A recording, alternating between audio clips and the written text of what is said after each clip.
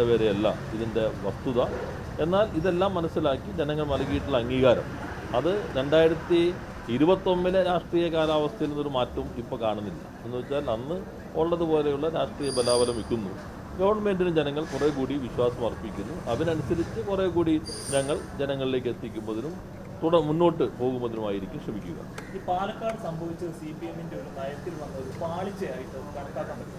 BJP-യും ഞങ്ങളും തമ്മിൽ അന്തരം കുറഞ്ഞതും ഞങ്ങളുടെ വോട്ട് കൂടിയതും അത് പാളിച്ചെന്ന് സാധാരണ വിലയിരുത്താൻ പറ്റില്ല. അല്ല, കോൺഗ്രസിൽ നിന്ന് തന്നെ ഒരു സ്ഥാനാർത്ഥിയെ കണ്ടെത്തി CPM-ന് സ്വന്തമായ ഒരു സ്ഥാനാർത്ഥി നിർത്താൻ കഴിയാത്തത് കൊണ്ടാണ് ഒരു വിമർശനം വന്നത്. അതിപ്പോൾ എന്തെല്ലാം വിമർശനം ഓരോരുത്തർക്കും അവരവരുടെ രീതിയിൽ ഉന്നയിക്കാമല്ലോ. അത് വരണമെങ്കിൽ ഞങ്ങളുടെ സ്ഥാനാർത്ഥി കഴിഞ്ഞവണ്ണം മത്സരിച്ചു, അതിനേക്കാളും വോട്ട് വല്ലാതെ കുറഞ്ഞു. ആ രൂപത്തിലായിരുന്നെങ്കിൽ നിങ്ങൾ പറയുന്നതാണെങ്കിൽ അതിൽ അങ്ങനെ ആലോചിച്ചൂടെ, അതല്ലേ കാരണം എന്ന് സാമാന്യ യുക്തിയിൽ ചിന്തിക്കാം. ഈ ചോദ്യത്തിന് അങ്ങനെ സാമാന്യ യുക്തിയായിട്ട് പ്രശ്നം നിൽക്കുന്നില്ല. കാരണം ഞങ്ങളുടെ സ്വന്തം സ്ഥാനാർത്ഥി മത്സരിച്ചതിനേക്കാളും കുറച്ചുകൂടി മെച്ചപ്പെട്ട രൂപത്തിൽ ഞങ്ങൾക്ക് നിങ്ങൾ കാണേണ്ടത് ഒരു അവിശുദ്ധമായിട്ടുള്ള ഒരു രാഷ്ട്രീയമല്ലേ UDF കൈകാര്യം ചെയ്തത്. ആദ്യം പ്രകടനം നടത്തിയ STP ജമാഅത്ത് ഇസ്ലാമി. അപ്പോൾ UDF-ന് വിപുലപ്പെടാനൊരു സാധ്യതയുണ്ട്. യഥാർത്ഥത്തിൽ അവർക്ക് ഇനിയിപ്പോൾ STP-യെയും അതുപോലെ തന്നെ ജമാഅത്ത് ഇസ്ലാമിയെയും UDF-ന്റെ ഘടകകക്ഷികളാക്കാം. രണ്ട് RSS-കാരനായി തന്നെ കോൺഗ്രസിലും പ്രവർത്തിക്കാം. നേരത്തെ ജനതാ പാർട്ടിയിൽ ഒരു ഇരട്ടംഗത്വ പ്രശ്നം വന്നിരുന്നു. RSS-ലും ഈ രണ്ടംഗത്വം പറ്റുമെന്നുള്ളത്.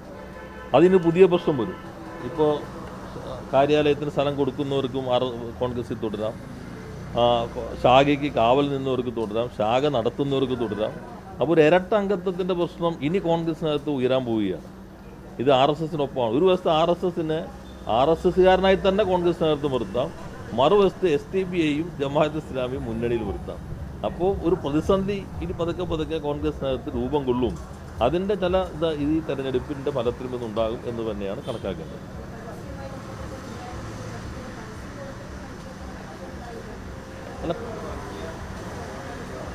അല്ല, പരസ്യത്തിൻ്റെ വസ്തുതകളോടാരും വിമർശിച്ചിട്ടില്ലല്ലോ. പരസ്യത്തിൽ പറഞ്ഞ കാര്യങ്ങൾ വിമർശിച്ചിട്ടില്ലല്ലോ. ഇപ്പോൾ തെരഞ്ഞെടുപ്പിന്റെ തൊട്ട് മുമ്പ് EP ജയരാജന്റെ ഭാഗത്ത് വന്ന ഒരു അദ്ദേഹത്തിൻ്റെതായിട്ട് വന്ന ഒരു അഭിപ്രായ പ്രകടനങ്ങളൊക്കെ ഉണ്ട്. അതൊക്കെ സരിന്റെ തോൽവിയെ ബാധിച്ചിട്ട് പ്രധാനപ്പെട്ട ഘടകങ്ങളാണ്. അല്ല, അദ്ദേഹത്തിൻ്റെതാണെന്ന മട്ടിൽ നിങ്ങളെല്ലാം കൊടുത്ത അഭിപ്രായങ്ങൾ അങ്ങനെയായിരിക്കും അതിൻ്റെ ശരിയായ മലയാളം. അദ്ദേഹത്തിൻ്റെതായി ഒന്നും വന്നില്ല. അദ്ദേഹത്തിൻ്റെതാണെന്ന മട്ടിൽ ഒരു നിർമ്മിതി നടന്നിട്ടുണ്ട്. യഥാർത്ഥത്തിൽ DC ബുക്സ് ആ ഘട്ടത്തിൽ തന്നെ പറയേണ്ടതായിരുന്നു ഞങ്ങളായിട്ട് കരാറില്ല. അതൊരു രാഷ്ട്രീയമായ ഒരു കാര്യം ഉപയോഗിക്കുമ്പോൾ ഒരു ഉത്തരവാദിത്വമുള്ള പ്രസിദ്ധീകരണ സംവിധാനം എന്ന നിലയിൽ കരാറില്ലെങ്കിൽ ആ ഘട്ടത്തിൽ തന്നെ ഞങ്ങൾക്ക് കരാറില്ല എന്ന് വ്യക്തമാക്കേണ്ടതായിരുന്നു. അപ്പോൾ ഒരു ഈ പറഞ്ഞതാണ്. ഇതെല്ലാം ഒരു നിർമ്മിതി നിങ്ങളുടെ കുറച്ച് മാധ്യമങ്ങളും കുറച്ച് ആളുകളും ചേർന്നൊരു നിർമ്മിതി നടത്തിയിരുന്നു. അല്ലാതെ EP ജയരാജൻ്റേതാണ് എന്ന് പറഞ്ഞ് പ്രചരിപ്പിക്കാനുള്ള ശ്രമം അത് അങ്ങനെയാണെങ്കിൽ ഇതല്ലല്ലോ നിങ്ങൾ പറയുന്നത്. ഞങ്ങൾക്ക് കഴിഞ്ഞവണേക്കാൾ നില മെച്ചപ്പെട്ടു എന്ന് പറയുമ്പോൾ ആൻറ്റി ഇൻകംബൻസി അല്ലല്ലോ അതിനകത്ത് പ്രതിഫലിക്കുന്നത്. അല്ല, പാലക്കാട് ഇപ്പോൾ ഞങ്ങൾ 3-ാം സ്ഥാനത്ത് നിൽക്കുന്നൊരു സീറ്റല്ലേ കഴിഞ്ഞ തവണയും അതിന് മുമ്പത്തെ തവണയും.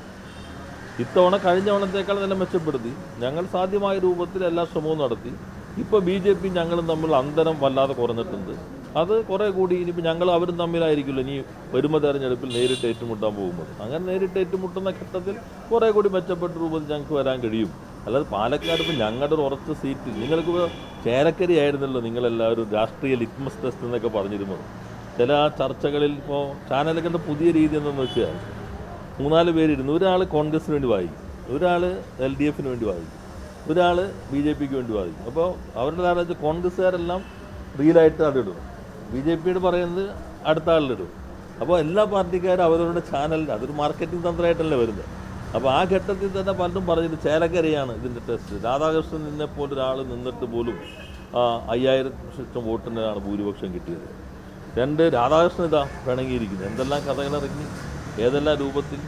അതേ സ്ഥാനാർത്ഥി തന്നെയല്ലേ അവിടെ മത്സരിച്ച ലോക്സഭയിൽ മത്സരിച്ച അതേ സ്ഥാനാർത്ഥി തന്നെയല്ലേ UDF അവിടെ മത്സരിപ്പിച്ചത്.